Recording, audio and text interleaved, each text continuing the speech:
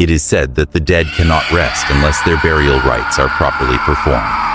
But what happens when a powerful chief is laid to rest without these sacred ceremonies? In an ancient Igbo village, the very balance between the spiritual and physical worlds is shattered, and the earth itself trembles in fury.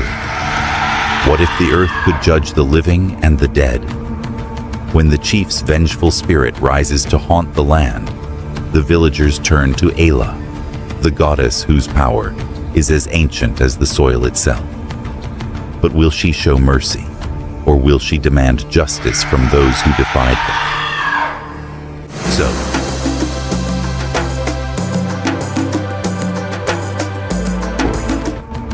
in the heart of a dense forest, under the expansive skies of southeastern Nigeria, there stood a village of the Igbo people whose roots traced deep into the sacred soil. This was a place where the living and the dead were bound by invisible threads, and where the earth itself carried the weight of ancestral traditions.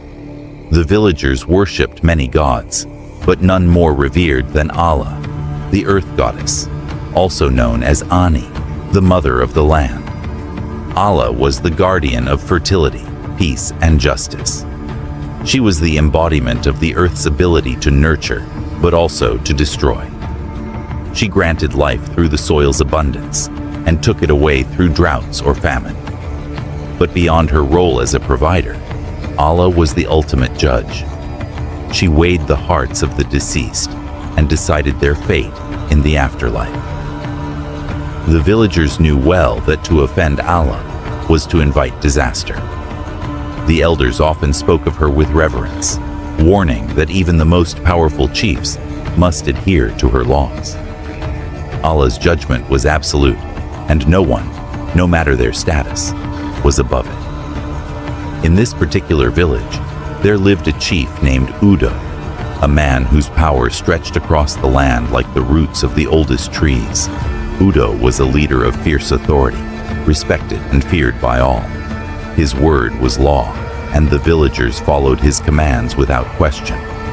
But as time wore on, Udo grew proud, dismissing the sacred rituals that were meant to honor the gods. He was too important, too mighty to worry about ceremonies that he deemed unnecessary. When Udo fell ill, his village prepared for the inevitable. But the chief, in his arrogance, refused to let his death be tainted by the humble rites of his ancestors. He told the elders, "My power is greater than any ritual. The earth itself will bend to my will." On the day of his death, the chief's body was laid to rest in a shallow grave.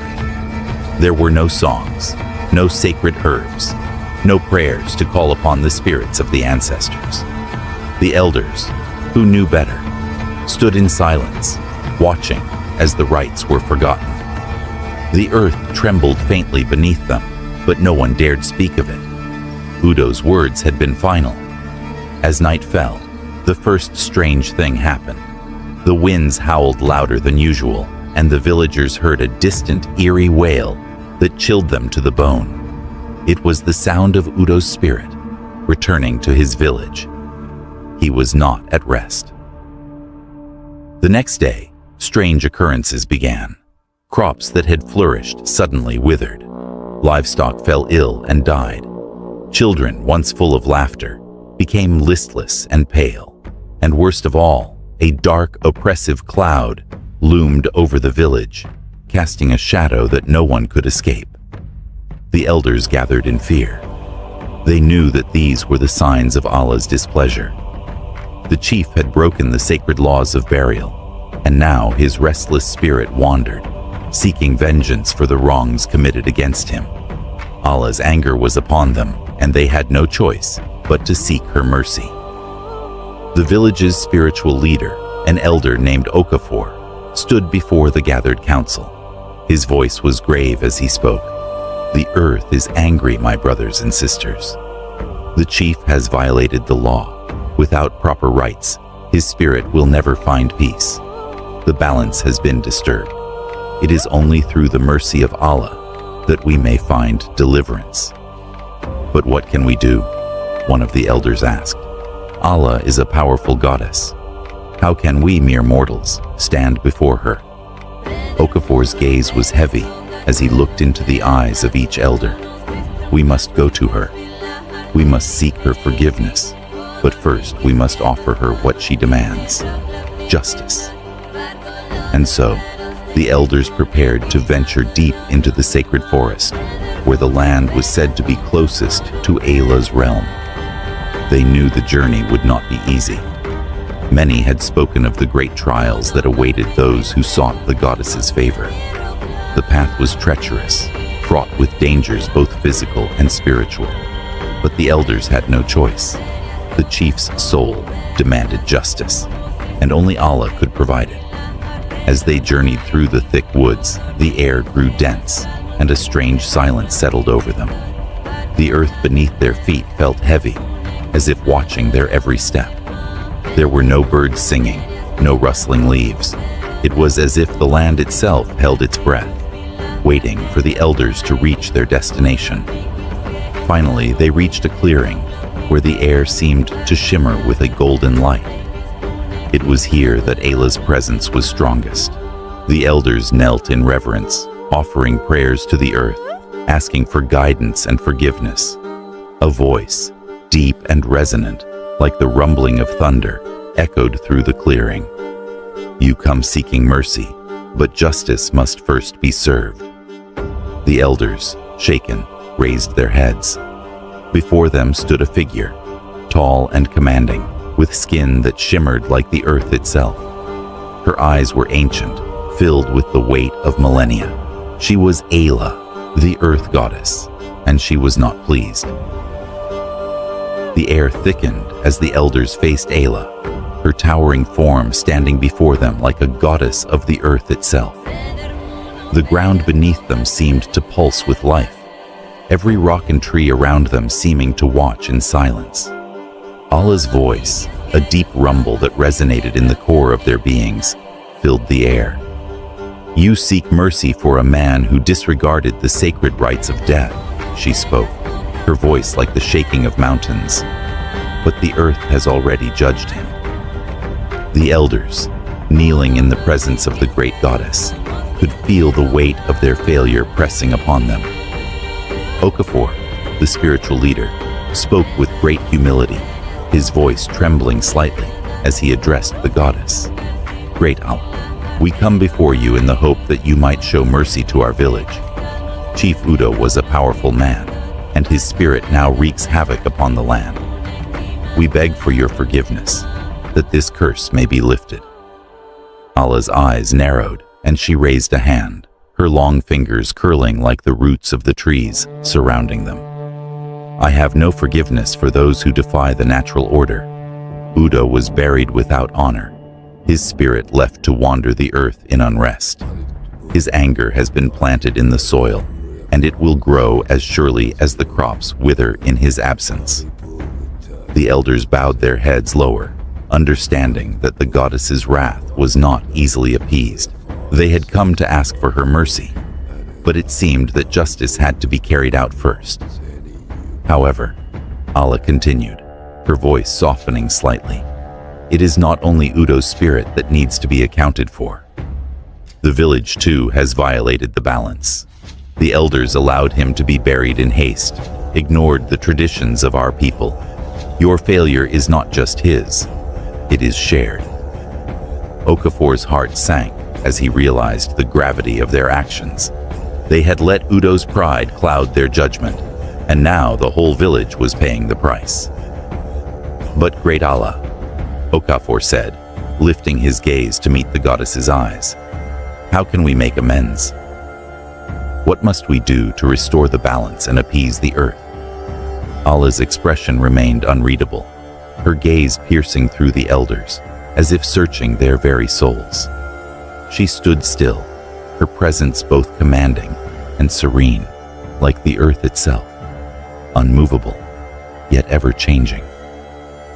Justice must be done, she replied.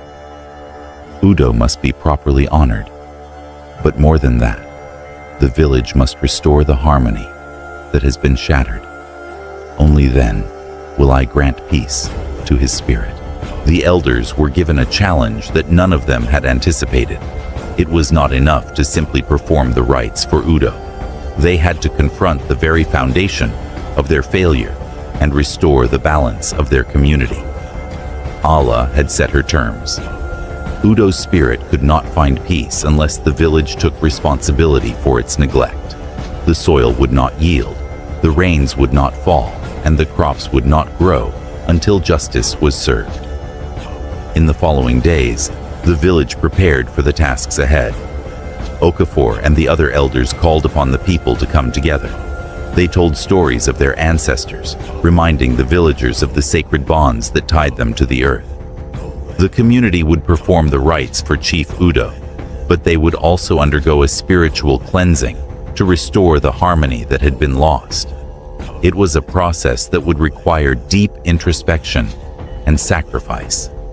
At the same time, Udo's spirit continued to haunt the village. The once thriving community was now filled with unease. The wind howled through the trees at night, and the villagers could hear footsteps on the earth, though no one walked. Strange shadows appeared in the corners of their homes, flickering in the firelight. But it was the sound that haunted them the most, the unearthly wail of a spirit in torment, crying out for what had been denied. As the villagers worked together to prepare the sacred offerings and rituals, the earth seemed to respond. The ground, once cracked and dry, began to soften, though it remained restless. The elders knew they had little time before Ayla's wrath would claim them all. And so, with the first full moon after the chief's burial, the villagers gathered at the burial site. Okafor led the procession, his heart heavy with the weight of their collective failure. The entire village followed, carrying sacred items, leaves, herbs, offerings to appease the spirits of the ancestors, and they stood at the foot of Udo's grave. In the center of the gathering, Okafor knelt, holding a ceremonial knife in his hands. "We come before you, great Allah, to honor the soul of Udo and to restore the balance that we have disrupted. May his spirit find peace, and may the land heal from the wounds we have caused." As Okafor began the sacred chant, the earth beneath them stirred. It was a gentle vibration at first, as though the land itself was waking from a long slumber. Then, a deep rumble echoed from the ground, closer now, as though something was pushing from below. And suddenly, before their eyes, Udo's spirit emerged from the earth.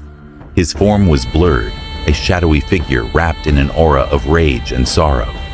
The villagers stepped back, fearful of the wrathful spirit, but Okafor remained calm, his voice steady as he spoke. "Udo, chief of our land, we come to offer you the rights you were denied. We ask for your forgiveness, and we seek to right the wrongs that have been done." Udo's spirit flickered, his form shifting like smoke in the wind. His eyes burned with the fury of the earth itself. "You failed me," Udo's voice echoed, as hollow and angry as the wind itself. "I was a king, and you betrayed me in my final moments. The earth will remember this betrayal." But Okafor, with the power of the earth goddess herself behind him, held steady. "We acknowledge our failure, but we now offer you the honor you deserve. Through the earth, we make our offering." As the elders and villagers performed the sacred rituals, Udo's form began to settle. Slowly, the spirit's anger seemed to dissipate, and the earth beneath them softened once more. The spirit of Udo did not disappear immediately. The village knew that it would take time to heal, time to restore balance. But as Allah's presence began to fade from the land, the villagers knew they had done what was necessary. They had restored the harmony that had been lost.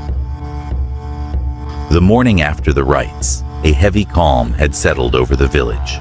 The air, which had once felt thick with the tension of an impending storm, was now light and still, as if the earth itself had taken a deep breath. The villagers, exhausted yet hopeful, went about their day with a new sense of unity.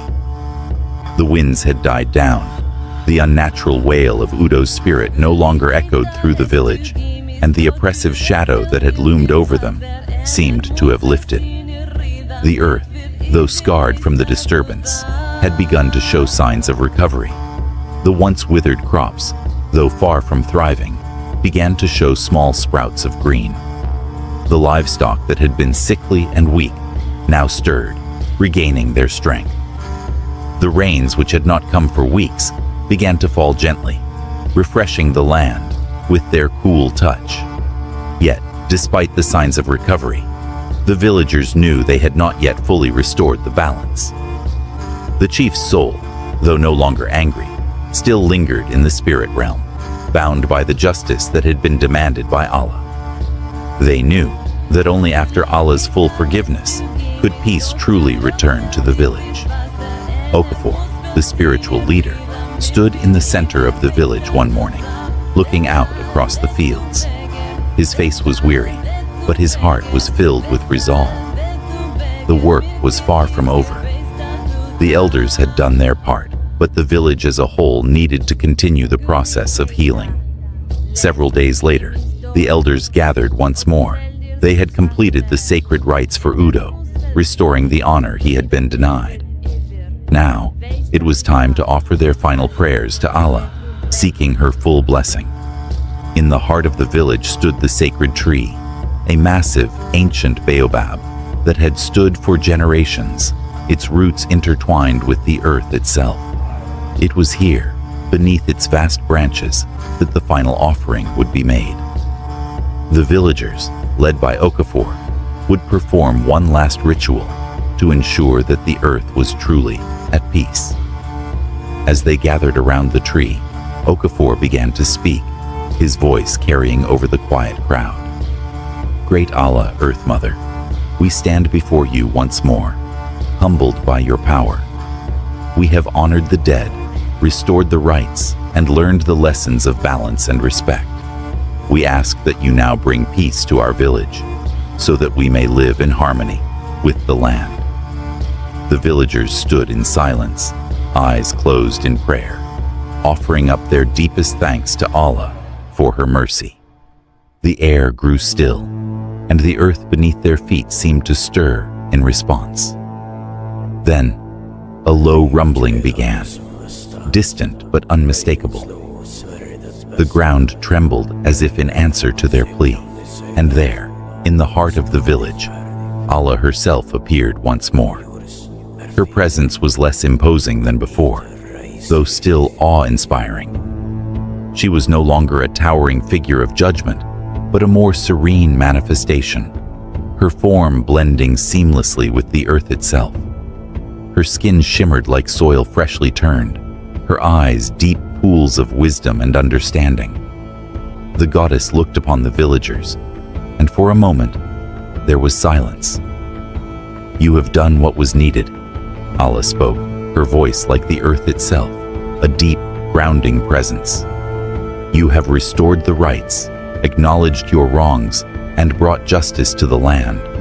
Through your humility and effort, the balance has been regained. The villagers, trembling with relief, lowered their heads in gratitude. Okafor spoke for them all. We thank you, great Allah. We are forever in your debt. Allah's gaze softened, and she nodded slowly. I have seen your sincerity, and for this, I grant you peace. The spirit of Udo has been honored, and his soul is at rest. The earth, too, shall heal in time. As she spoke, the earth around them seemed to respond. The once barren fields, now fertile, began to bloom with life. Crops grew tall and lush, and the once sickly animals returned to health. The skies cleared, and the rains fell in gentle showers, bringing with them the promise of abundance. You must remember, Ayla continued, her voice taking on a more solemn tone, that the balance of life is delicate. The living must always honor the dead, and the dead must rest in peace. The earth is not only a provider, but a judge, and it will never forget those who have wronged it. Okafor nodded in understanding. We will not forget. We will continue to honor the earth and our ancestors, for we know that our future depends upon it." With those final words, the goddess began to fade, her form dissolving into the very soil that she embodied. The villagers, standing together, felt the weight of her presence lift, and in its place, a sense of peace settled over them. The weeks that followed were a time of reflection for the village. They had learned the hard way the importance of respecting the earth and its rituals. They continued to honor their ancestors and the land, ensuring that the mistakes of the past would not be repeated.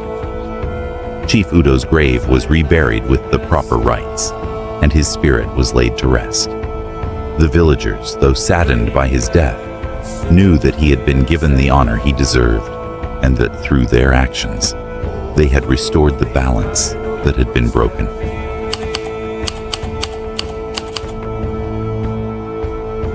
This myth of Allah, the earth goddess, holds deep cultural significance for the Igbo people and many other African cultures. It speaks to the importance of maintaining balance and respect between the living and the dead, as well as the need to honor the earth and its traditions. Allah represents both the nurturing and destructive forces of the earth. She is a reminder that the land provides for all life, but also demands respect in return. In Igbo culture, the earth is not just a physical entity, but a spiritual one, imbued with the power to shape lives, weather, and prosperity. The myth of Allah teaches that the natural world is not to be taken for granted, and that the earth's blessings come with responsibilities. The respect for ancestors and the proper performance of burial rites are central to maintaining harmony with the earth and the spirit world. Allah's role as both a goddess of fertility and a judge of the dead emphasizes the interconnectedness of life, death, and the land. Her judgment is not a matter of personal vengeance, but a natural law that must be respected. This myth highlights the idea that justice must be balanced with mercy, and that the past must be honored to ensure the future. If you found this story of Allah, the earth goddess, intriguing, don't forget to like and comment below. Which African mythology would you like me to cover next? Let me know in the comments. I'm always looking to dive deeper into the rich and diverse myths of the African continent. And if you haven't already, make sure to subscribe and hit the bell icon so you won't miss any of our future explorations into the timeless wisdom of African mythology. Stay tuned, and until next time, may the earth bless you with peace and abundance.